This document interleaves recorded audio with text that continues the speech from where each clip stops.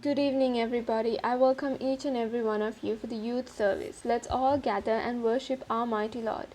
Father, as we come before you today in the name of Jesus, we declare that you are God and we will sincerely seek you.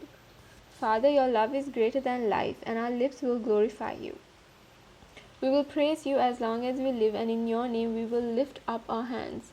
Heavenly Father, in this day we will give thanks to you, Lord, and we will call upon your name. We will make you known among the nations and what you have done, and we will proclaim that your name is exalted. In our worship today, we ask you, Lord, to fill us with your power so that when we leave and go into the world, we may speak the word of God with boldness and effectiveness. And we ask it in the mighty name of Jesus. So let us be blessed by the worship in this beautiful Sabbath day and rejoice in the Lord today.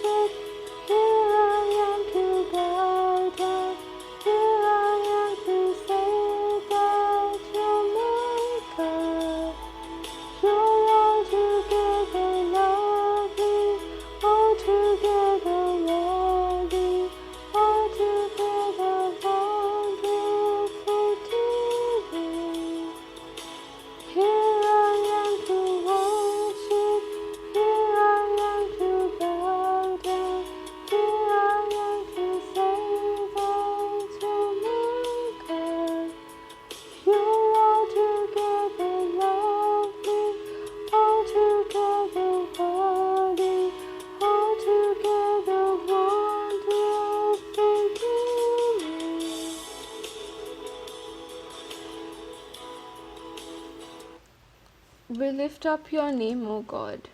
All glory to you, my Savior. Let's all praise God with our hearts and lift up his name. We give all our honor and glory to you, Lord Jesus. Lord, release the fullness of your Spirit onto me and everyone. We are here standing in your presence, O God.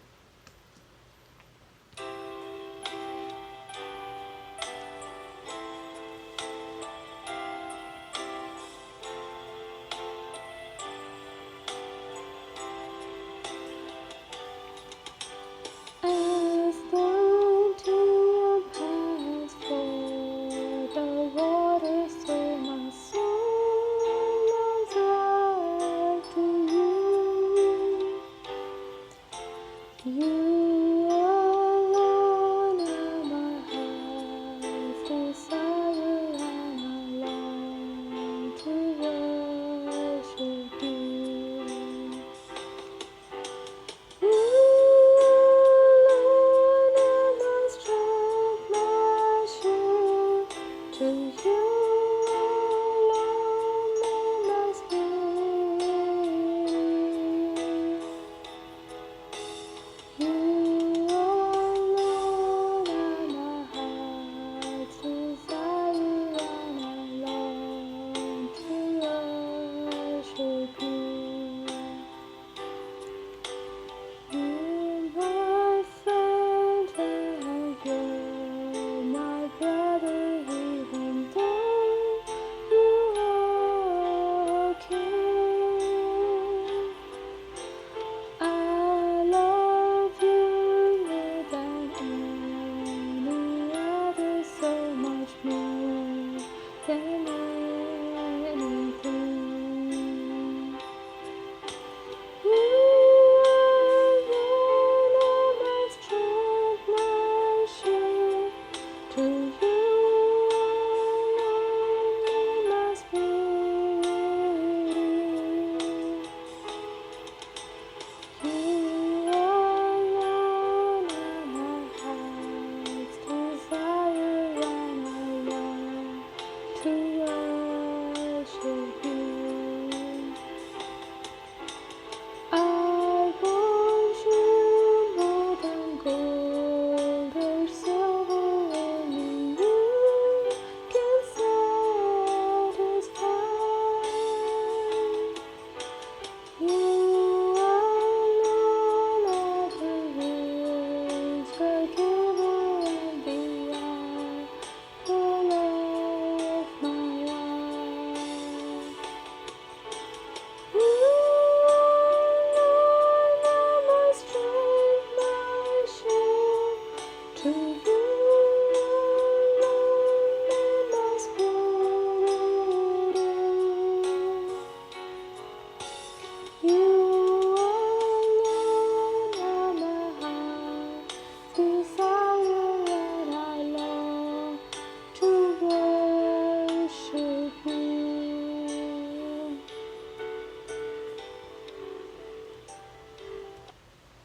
Thank you, Lord Father. Thank you for your grace and faithfulness.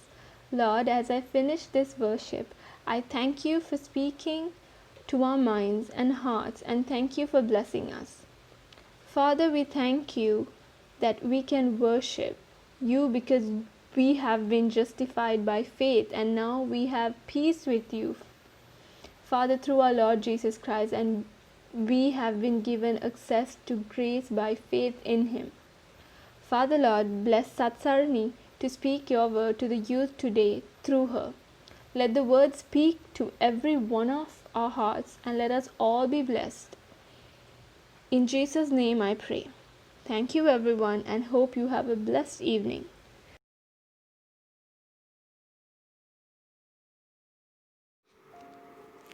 Bless you all in the name of our Lord Father. I am Satsarani Pereira, and today I'll be talking about how to have hope when everything looks hopeless. If you're going through a difficult time right now, I want you to know that God loves you. He sees what you're going through, and He is with you, and He desires to help you right where you are. When we look into Psalms 34, verse 18, It says, "The Lord is close to the brokenhearted. He rescues those whose spirits are crushed." When we are hurting, God hurts with us. Maybe you feel like things have gotten too difficult and there's nothing good left for your future.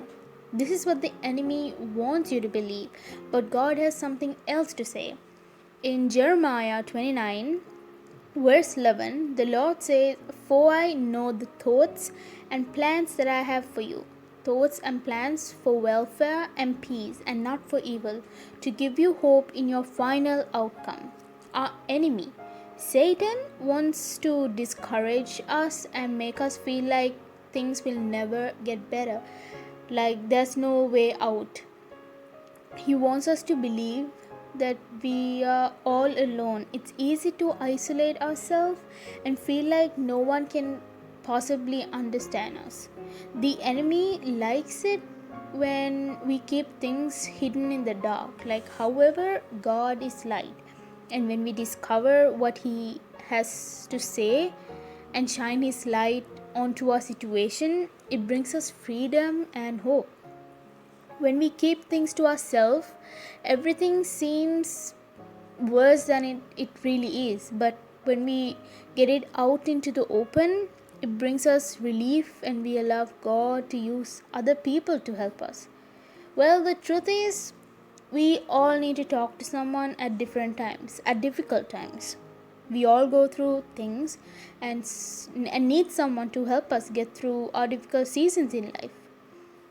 Hope is a confident expectation that something good is going to happen. It's closely related to our faith and what we believe.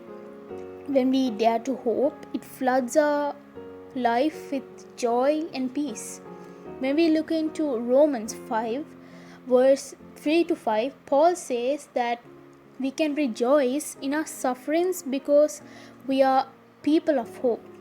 Not only that, but we rejoice in our sufferings, knowing that suffering produces endurance, and endurance produces character, and character produces hope. And hope does not put us to shame, because God's love has been poured into our heart through the Holy Spirit who has been given to us. So, how can we have hope when everything looks hopeless? In the midst of suffering, we can rejoice because these challenges causes us to firstly rely on God's presence, secondly rely on God's provision, and thirdly rely on God's power. So let's talk about the first one, relying on God's presence. Rejoicing in suffering does not mean celebrating when bad news comes. But it does not mean that we can believe that God is but it does mean that we can believe that God is doing a redemptive work. This word redemptive means that God does not waste a hurt or disappointment.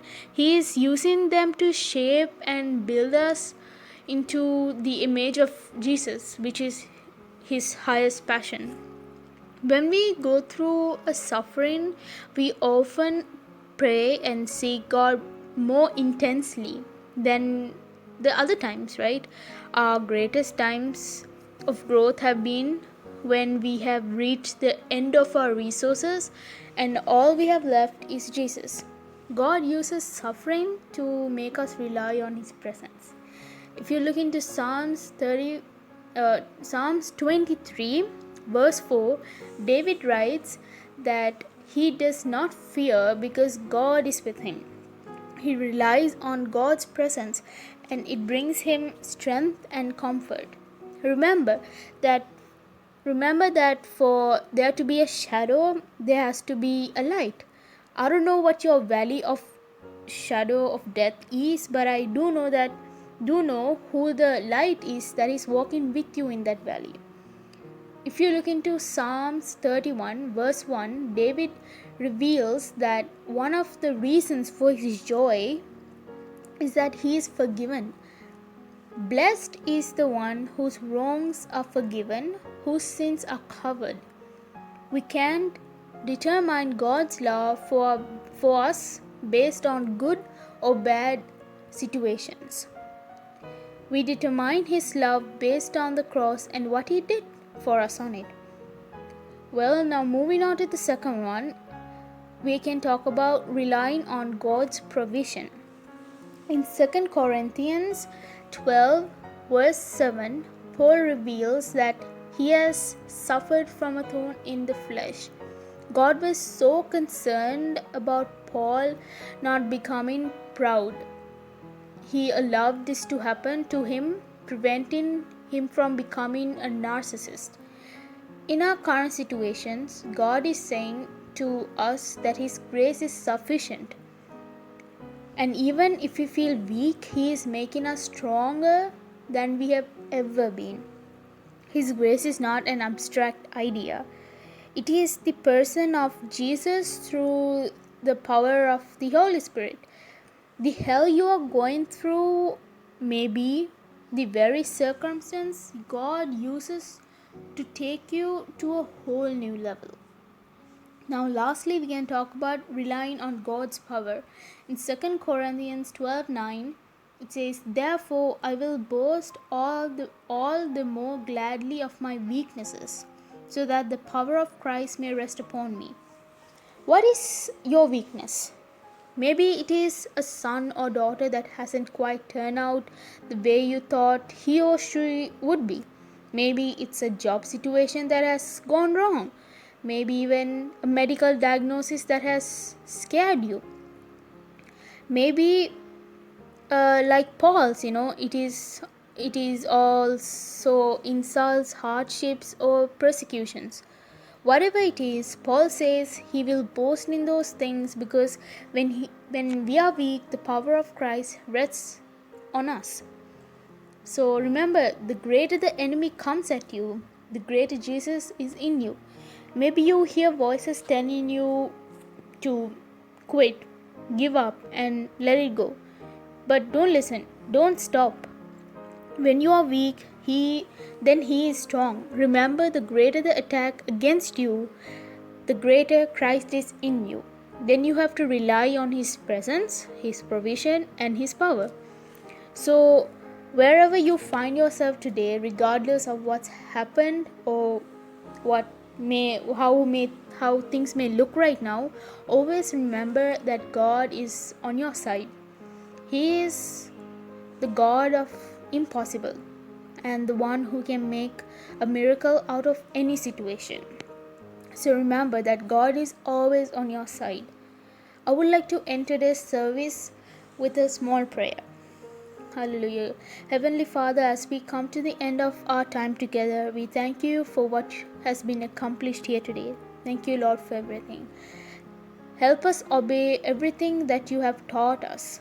May we thrive in all our areas this week and be firmly rooted in your love. Through Jesus' name I pray. Amen. Thank you all for listening and hope you have a wonderful day. God bless you all.